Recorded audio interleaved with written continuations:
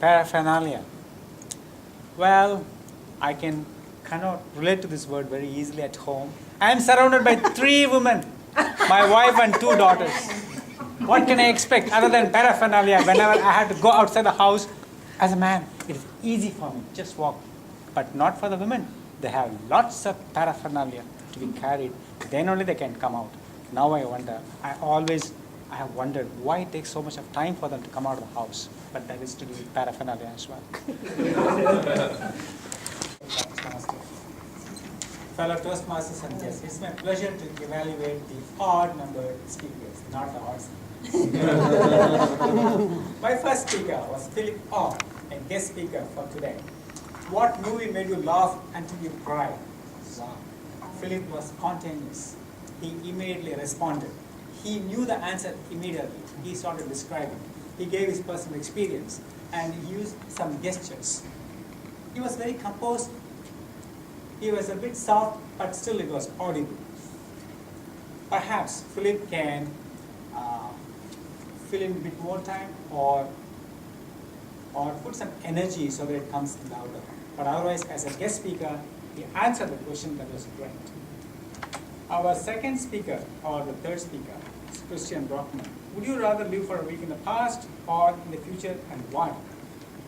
What immediately attracted me in his presentation was his profound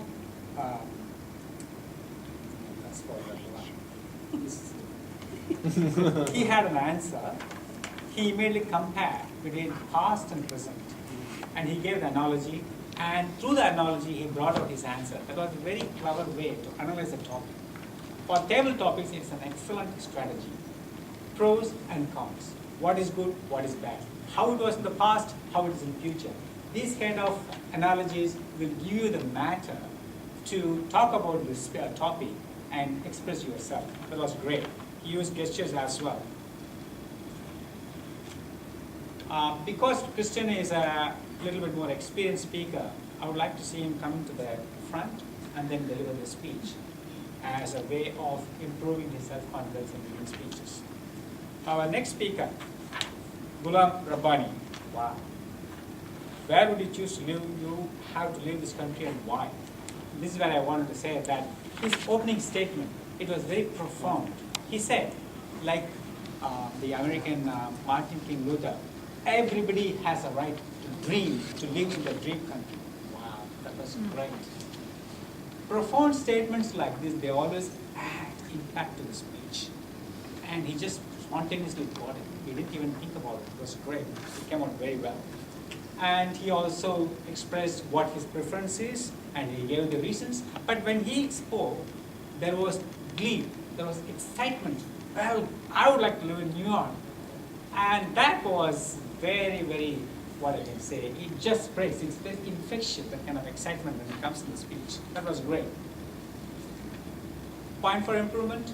Perhaps Rabbani is a budding speaker. He has become a member. He has started giving speeches. He can try to explore the audience by looking at various making eye contact and look at their expressions and see what kind of responses are coming from them if you want to tailor your message.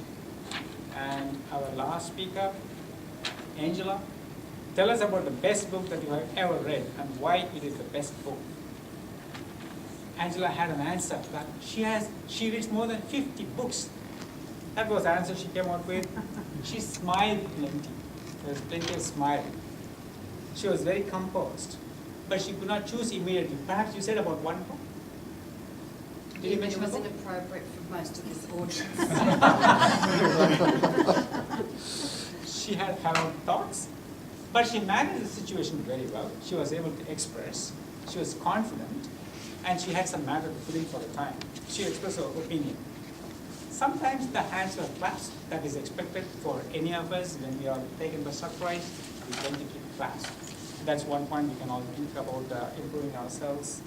And perhaps for a topic like this, it gives some opportunity to choose any one book and say why you like that book. That would have been the answer. Otherwise, all the tabletop speakers, they did very well.